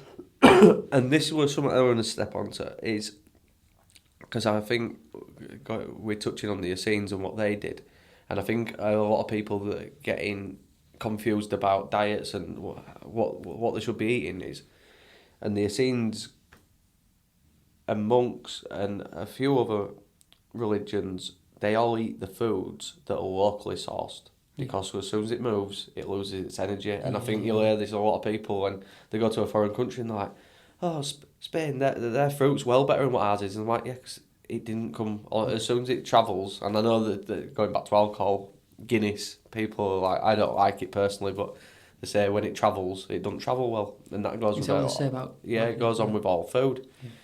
We should be eating stuff that is locally sourced. They say it with the honey, because you get the most enzymes out of it. And I think this, like in society, we wouldn't be so far in consumption if we could only eat the seasonal foods, because there isn't that much to eat. And we wouldn't able to be that gluttonous. Yeah. But you're seeing an attack on farming and all the rest of it, which is interesting. I just wanted to know what your take was on it, really, or if it's something that you'd looked into. And I know that as in just like eating from where we can grow, basically. Yeah. I think it's important to do that, and also important to follow the seasons as well. Yeah. Like, if you grow your own food, well, with potatoes, you put them in a bag and you store them for, and that's what people used to eat years ago, didn't they? I know it's not always easier said than done, and it's important to stay with the seasons, and because as body goes through a seasonal shift, the circadian rhythm, isn't it? Yeah. But that's where because we're allowed all these different foods all the time, and I think my consciousness with it, when we went to Mallorca with family, and I wasn't eating meat, and they were doing a barbecue, and I'm like, that's fine, we do that. The only thing I was eating was fish, but I'd fancied halloumi. And we'd gone out and tried Lidl, tried all these places, and they're like, no one sells like halloumi, and they're like looking at, no, we don't sell that. And I noticed all their supermarkets are a lot smaller than what ours are. They're all like what our expresses are. Okay. And I thought, what's the thing that they don't have? They have seasonal food. They don't sell round the world foods. Yeah. And you're looking round and they're not overweight or obese. Yeah. And you're like, if you walk in, I'm a foodie, so when you walk into a supermarket, it's like sweet shop. It's a big sweet shop, isn't it? But if you went back to more farmers markets and stuff, because it's somewhere where I do want to get to the point of supporting local businesses, and I think you'd eat healthier. You're eating your circadian rhythm. There's a reason why the produce grows in them seasons. Exactly. But we've been stemmed away from marketing and advertising that there's something always better on display. Yeah. I mean, that just made me think about dandelions. Yeah. And how, they're proven to, be anti-cancerous. Yeah. And literally we call them weeds, and they grow wherever they can, springing out, trying to get out as many as they can, and where they're spraying the things. We had it with my neighbour, because I'm into all herbal teas and stuff and that. And she was saying, oh, so what are you doing? She went, killing all dandelions. And I went, they're good at them. And she went, who told you that? And I said, you've got an Alexa, ask Alexa if they're good. Because you can ask Alexa. When I got into all herbal teas, I was asking Alexa certain stuff for Zoe to get on board a bit. And she said, oh, what health benefits on this? And it'll do a list of each one. It's there if you're looking for it. Exactly. Again. If you wanna find it, it's there. But if you kind of don't, then it's actually easier not to find it as well. You kind of got to go out your way. Yeah, definitely. But that's where the truth is, isn't it? You know, we have to want to find it. Yeah. It's very easy to turn an eye and just get on hamster wheel and just mundane. But it's very unrewarding, isn't it? Yeah, but definitely. I think for me, I grew up thinking that was life and that we couldn't get any. This were it. Yeah. This is it now. You get a wife and you try and get a wife anyway, and then and you have some kids and then you work for your business and then you pass it to your kids, kind of thing. Where I don't know, I didn't get told that, but that was kind of the message that you could kind of see everyone were doing. Yeah, yeah. But it didn't really like fulfill me with. I don't think I got excited about it. No. Well, that's where I'm at now. I'm in awe of everything. Yeah. Every day is a school day, and I love having conversations where there's something that I didn't see, and I'm like, oh, right now. Yeah. I see it as like little nuggets. Yeah. You get a little nugget of information, I implement it, I'll go, right, we'll try that modality, and if it does work, great, it'll expand it up, and something else, it'll lead you on to other paths. So it doesn't work for me. I don't tell everyone else, don't go do it, because what works for you on some instances will be totally different. Yeah, absolutely. But it's them nuggets of information that it's like childlike again. It is you becoming a child that's just adventurous in the world rather than I'm doing this, I'm having a takeaway on Friday night and Saturday night, and I'm going to do this because we always do that every Sunday. And it's like there's no living in it, is there? It's very spontaneous, isn't it, when you can be like a child, and like you say, that's how your kids teach you and bring you kind of back childlike. That's what Jasper's done to me. He's made me more childlike. Yeah. Which is more fun, more happy. Yeah. Just been like, I've got some work to do, but I'm just going to leave that because I can do that in a minute, and he's wanting to play, and I'm just going to get on all fours and he's going to jump on my back and I'm going to be a horse for 10 minutes. That's what it's about, though, isn't it? Yeah. And they are the moments that they're going to remember. Yeah. And they're going to be them ones where it's like, oh no, give us 5 minutes. And that 5 minutes never comes because it turns into 20. You keep on jumping onto something else. And it's just, it's about them moments that we have together that really do open it up. And it gets, we don't give them screen time. Well, we don't let them have devices. He don't watch much TV. We try to limit it because I want him to be in creative mindset. We get him like stuff that, Christmas is fast approaching. I get him stuff that he can do, not like drawing. He's really creative how he does that, and you're letting him find his own way, and it's interesting, isn't it? It's because it's merging. I'm trying not to merge with AI as much with him and keep him safeguarded as much as you can. But then you think, are you injuring him a bit? You've got to do what you feel's best, haven't you? Yeah. And not probably think too much about it. Yeah. No, that's the over-analytical mind, mate. Yeah. I've got one as well. The one that stems in. And I want to touch on it. Your tinctures and your business, what you're getting up and going. What got you onto that? And you obviously seen some results in your experience, haven't you? Interesting question. So I think it probably initially started when... So I met a guy that basically healed himself through fasting. Yeah. This is a short version. Yeah. He kind of became my coach, taught me everything he knew about fasting, all the wrong things he did and then all the right things, and then we went on to learn together from you could call them masters in the fasting world that have been doing it donkeys basically, and then I just started to all I'm doing basically is passing on what I've learned. Passing it down. And obviously the results speak for themselves through fasting, through whether it be tinctures or it's just natural medicines. That grow out of the ground. It's no one's played about with them as such, and it's just there. And I just through many mushroom journeys, it was just obvious to me that that a bit like with how I felt from when been on the boot camp with my friends, I now feel different and feel amazing.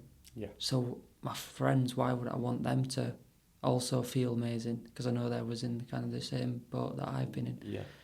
And then I kind of just turned that into like a job where I could get rewarded financially from it. Yeah. Of like learning and making up different concoctions and and making getting things, creative. Yeah, getting creative and giving them out to people, and then seeing the results, and then just one thing led to another, really. Yeah. Well, that's what we want to see that happen in the world, where we're getting excited about products that enhance us life, and we want to share them with friends instead of going, oh, have you had a crap week at work? Shall we go down pub and forget about it and we'll do it next week? That's trying to change trajectory. Share something that's positive, isn't it? Is you just touched on mushrooms, because I've had some brilliant encounter. In fact, it's something that I owe this whole journey, so it opened up my mind to many possibilities.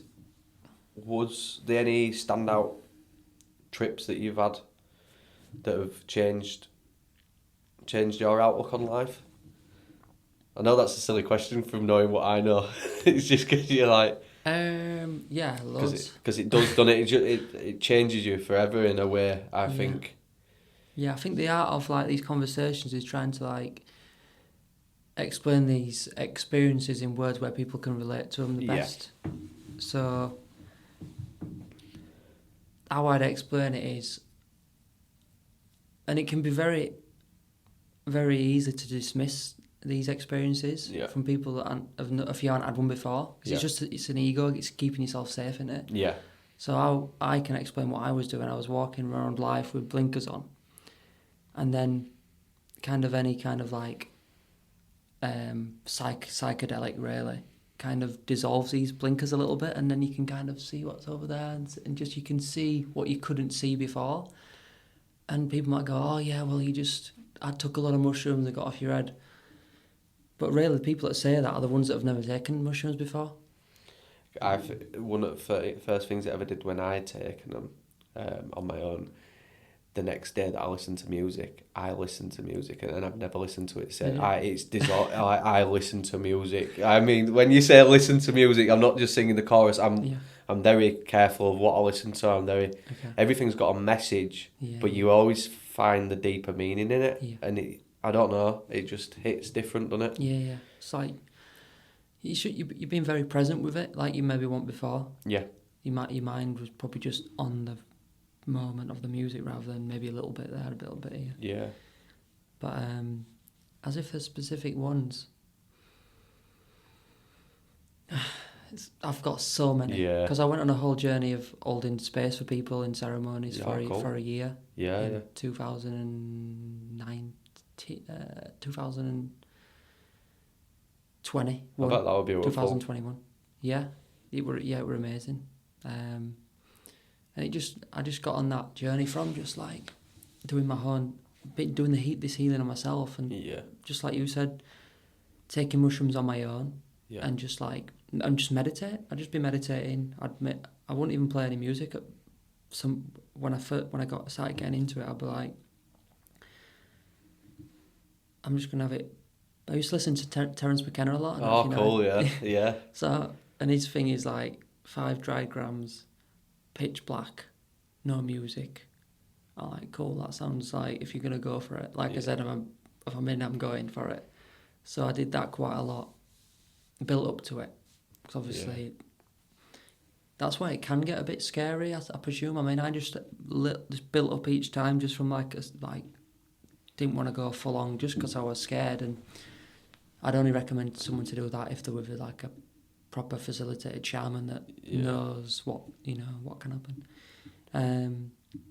But yeah, like the kind of like for example, you'd go into like old scenes, old memories that played out that had potentially been traumatic, or like a bit of a knife edge where you could have gone one way on your path or another way, and it kind of shows you like it's almost like you can get to a point where you zoom out your body Yeah, and you yeah. see your life on a Bird's eye map. view, yeah. On a map, it's like, oh yeah, see how these little things have made me the person I am today. Yeah. And with that aspect, you can be so much more compassionate for what other people have gone through. Yeah.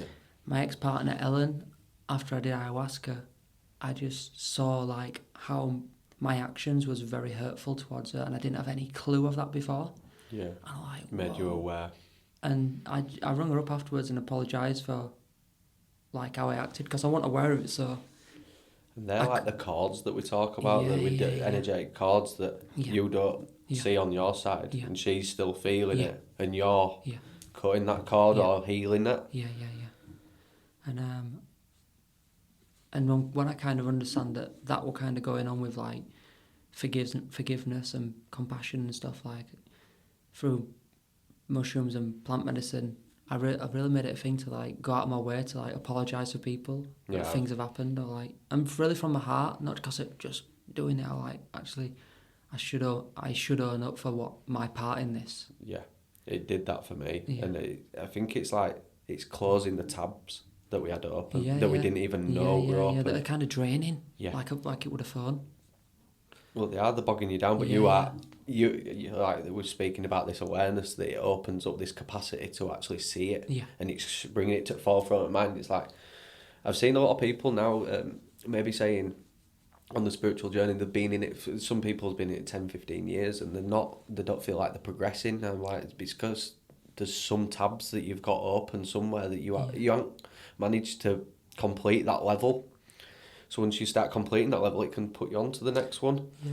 And I think without that awareness, you can't do that. And I think that's where plant medicine for me was a tool. It is scary because you're going into unknown and you don't know what's going to come up. But once I was getting results of these things that were progressing my life. The one of the standout moments for me, and still there were a lot of release, is when I had done it by myself, and I went in and it would just, I don't even know why I'd gone in to do it. I didn't want a clear intention. And I just remember I cried for 6 hours on the floor. And then it was my best friend and I only recently told him a few months ago, so I didn't tell him straight away. Says I knew that me and him aren't going to be, we'll get back to where we was, but he's in how I used to think, and I'm going on this way. And it were a cry and release of we're not as close anymore, and it broke me. Yeah. But when I released it, it were knowing that that's going to be all right, and that is divine. That's he's got his own thing going on, and I've got my own thing on, and it's that compassion, not to shove it down his throat or be an arsehole about it. Just that's what it is, and it's we've got these attachments to how things should go, and it's just letting you know, like, how can a plant out of the ground do that to you, and you physically feel lighter, and they're the things that I can only just articulate in the words that I've got to give. Is I don't know your trauma and you don't know mine, but there's, in the thick of it, it means something deeply to you, and everyone's got that.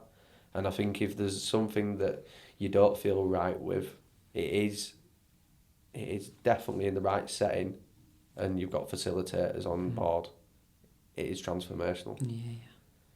It's powerful stuff, isn't it? Yeah, definitely. Definitely.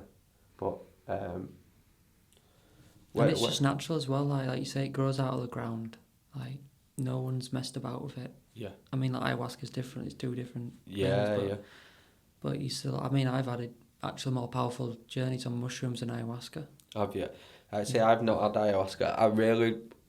When we get to go, I want to go to Peru and I want to tie the Machu Picchu in. Okay. I've always been drawn to Machu Picchu before even on this journey. I've always wanted to go, and I know that you can do the retreat with that in. Yeah. Where did you do it, and was it? I just did it in UK. Did you? Yeah, twice. And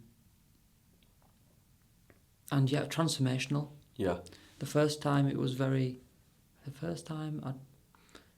2021, the beginning. And I'd had a bit of experience with mushrooms, but not like real deep stuff. Yeah. And it did really transform me. again, it just showed me like my life on a map. Showed me like certain events where stuff were going on, and I come out of there so much lighter. So yeah, but mushrooms are very very similar as well. And something that I've noticed is it creeps up the love. Yeah. Like, that's what it shows you, and the only way to release these things, like you keep on saying with the bird's eye view, like you're seeing a map of it, but then it's showing you the love to release. Yeah. And without that love, it can't open the door. You can't. When we get angry and frustrated, people clench fists, clench jaws, and that's only going to push it down further. Yeah. Once you show it that release, it's like the heart just unlocks, and it's just like, go. For like a bird like going out of its cage, it's like you open the door and it's like, go on, it's time to fly. And everything else drops away, like, you know, grudges. We hold grudges with people, like, when like you explain, that's probably a bit what I'm missing out. When you feel that love, nothing else matters at all. Nothing, not like the hardest grudges you can hold with a family member that's been there ever since for 20, 30, 40, whatever years. It just falls away and shatters into others. It's like, oh my God, that's bullshit. Yeah, and it's not I've always used to have the last word, and it like I always wanted it because it felt like you got one up, and it's like I couldn't give a toss anymore. I'd rather just bygones be bygones, and let's all get along. Yeah. And if you want to bring it back up again, there's not going to be anything coming back from this way, because you don't feed it that energy. You don't put any more wood on fire, as I like to say. There's no fire, is there? No. But eventually it goes out. It's quality, innit?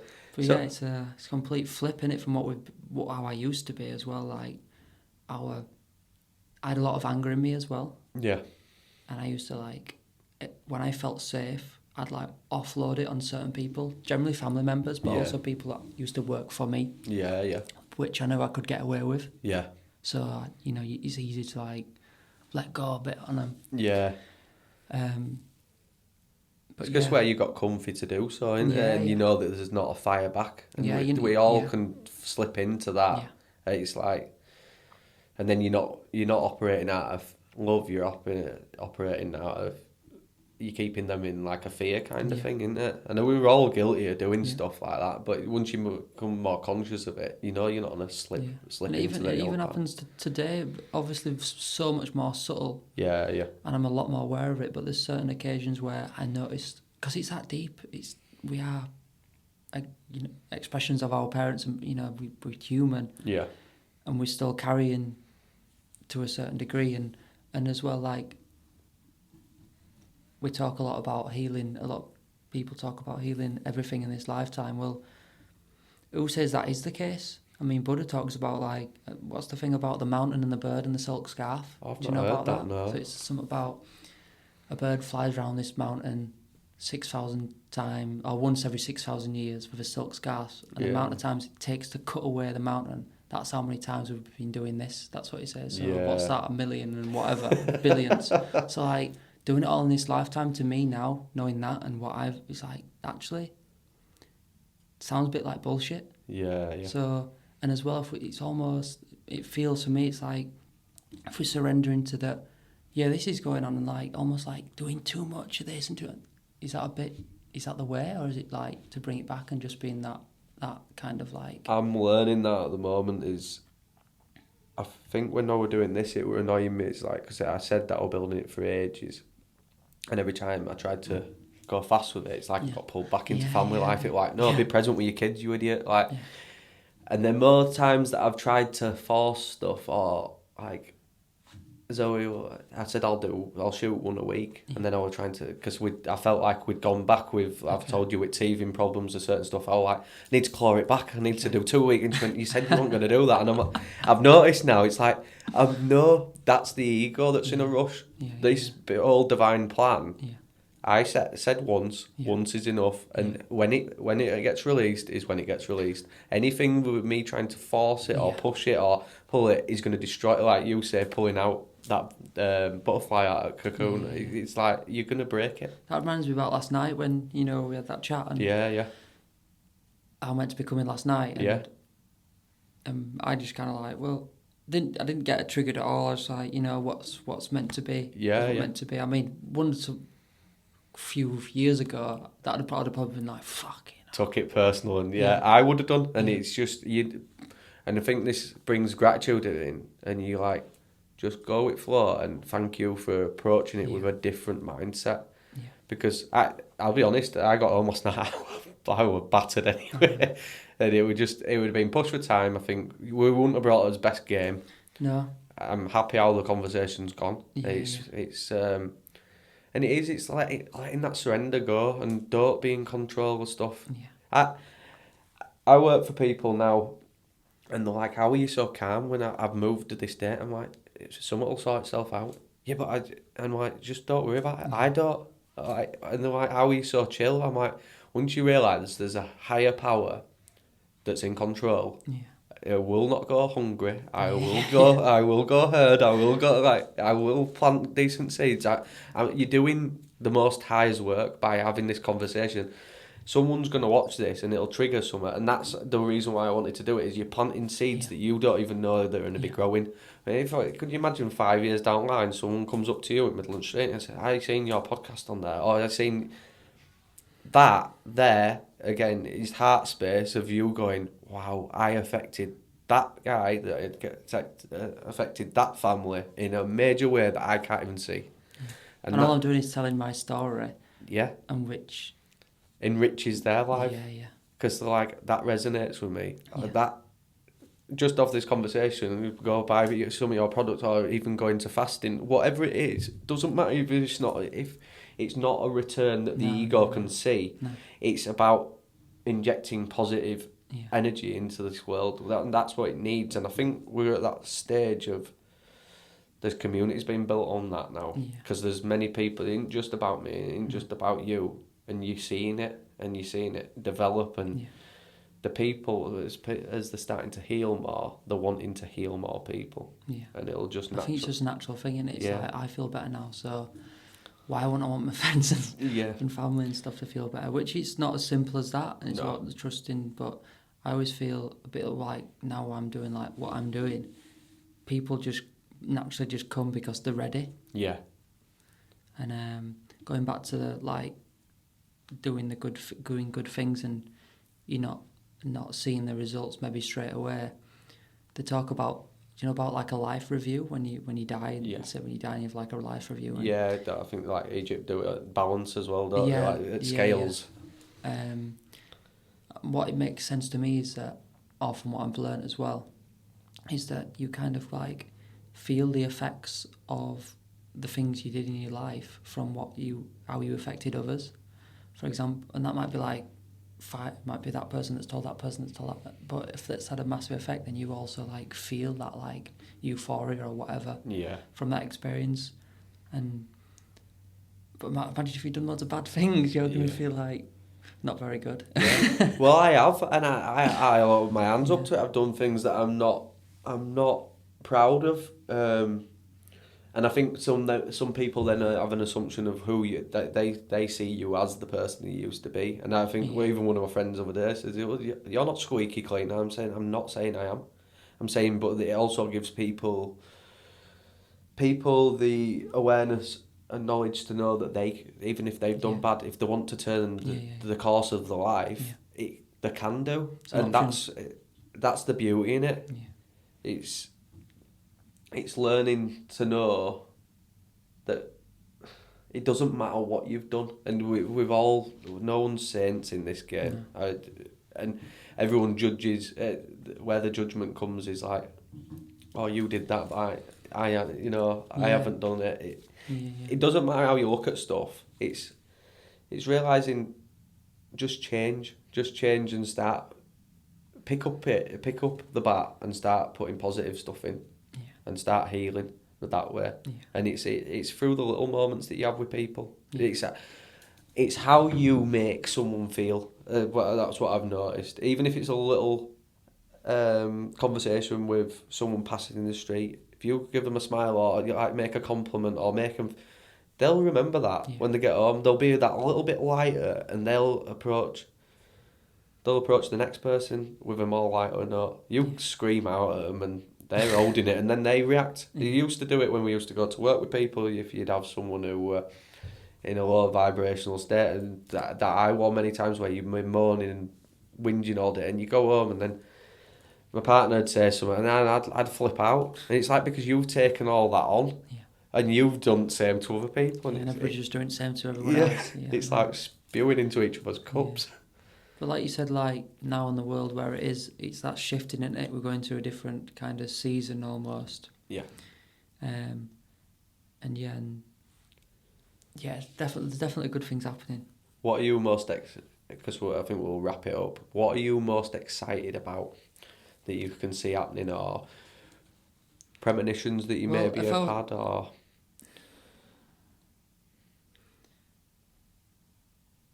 It's an hard one because I've never had any like clear visions. Yeah. So if I were to say that, then there's probably some ego attached. Yeah, I think so. Yeah, so even with mine. To be honest, I ain't got a clue. Yeah. But it feels good. Yeah, it feels good. Right, no, that's great. And I think, my mind does do it sometimes. It's like, prediction, and it's like, no, that's ego because everything's formless anyway. Yeah, well, I've done it many times, being like, I've seen that vision, that's going to happen, and it's not happened. So it's like, you do that so many times where I realize, actually, do I know? Yeah. I think with what I've done with manifesting stuff is you don't put so much emphasis that that's going to be the actual outcome. Yeah. Yes, I'd like it, but I don't need it. Yeah. And that's when things seems to free flow. Yeah. And do you see... I'm going to try and word this right and not sound like an arsehole. Do you have a problem with people have got like manifestation, like journals and stuff? I find that's ego attached, that you want all that stuff and it's probably not what's in store for you. There'd be something better, but I don't know. I don't know what I'm trying to say. That's how you feel. Yeah, I don't know what I'm trying to say. I think I've done it. I've sat down and like, I want this and I want that, and it's like a shopping list, and it's like... Yeah, they talk about... A lot of people have started the journey reading The Secret, and they yeah. And they talk about if you want a better car, think of a better car, blah, blah, blah. I mean, it's pretty limiting, really, isn't it? Yeah, Because you can have, in my understanding, I can have what I want, really. Yeah. And the more healing that I do, I feel like the quicker that can be reality. So it's all to do with what someone wants, but and then the more healing you do, you realise you don't want the car. It's actually you want something more fulfilling. Yeah. And it's better in life to be surprised anyway. I know, yeah. By something like that. That's also the fun. That's the journey. Like when you go out somewhere and you go adventuring and you're like, there's this way to go, and then something else bobs up. It's like it catches you off guard. Yeah. That's when life's... Yeah. You feel alive, don't you? Yeah. Because if you go, I want this, and you get all 20 things in next year, and you're like, well, I want something more now. It's a bit like when you said you finished the house, and you know what's now? Yeah. Type thing. And if that's that art of surrender, you're surrendering it up as like, what's next? Yeah. Like just show me, like, but you're putting out the good stuff, and you know you'll get it back in a way that you wouldn't even able to comprehend. Yeah. So, I think we covered that. Is there anything else that you want to touch on? I feel like maybe we could do another podcast, because I'm sure I've actually got loads more to say. Yeah.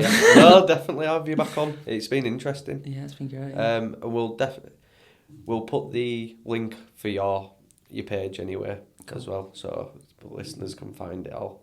So, no, thank you very much, Charlie. Thanks, Craig.